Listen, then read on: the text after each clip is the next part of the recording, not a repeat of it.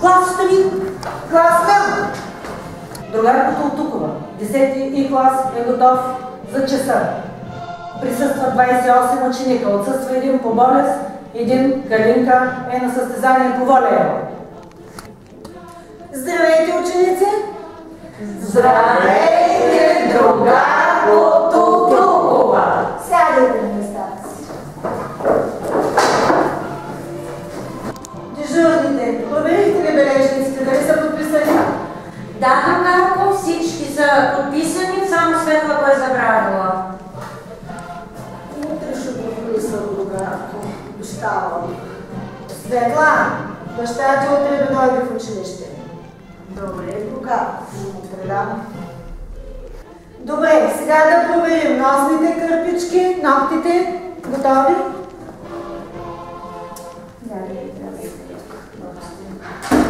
Така, добре.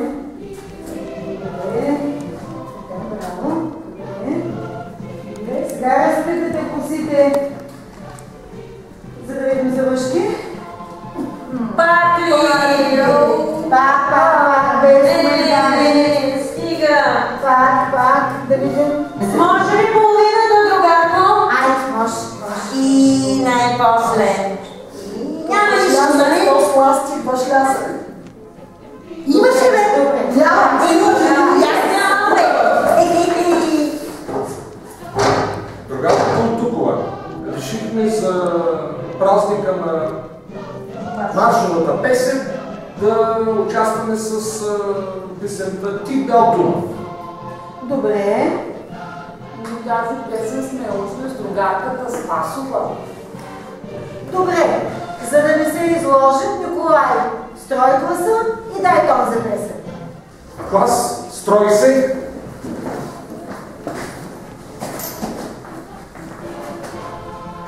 Равнис. Мирно! Давам тон за песен. Ти бял Дунав се вълнува. Ходом, марш! Ти бял Дунав се вълнува, весело шуми.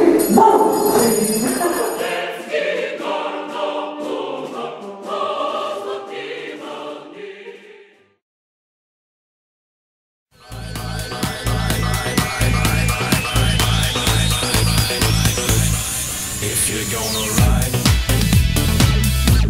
go ride the white horse. If you're gonna ride, go ride the white horse. White horse. Здравейте, ученици!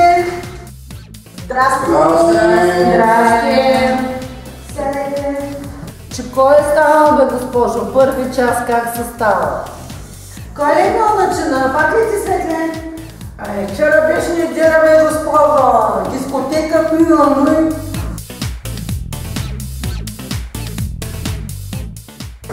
Мога да вляза.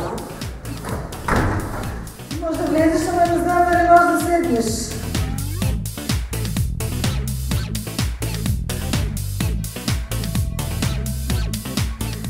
И така започваме урока. Какво се спомняте за Елен Пелин?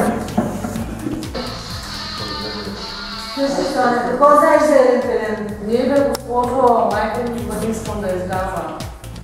Дай първо аз да говоря с майка ти, дай. Ох, бе, чужденихме се. Госпожо, объркала съм се, не била майка ми.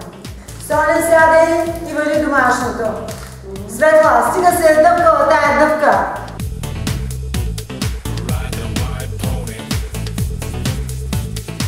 И така, Елен Пелин. Николай? О, господа, от един пилин така цепише главата на пълна скъса. Пишете всички. О, госпожо, нямам химикал, кучето ми го изяде заедно с домашното по философия. А на мен тачи ми изпи домашното по химия.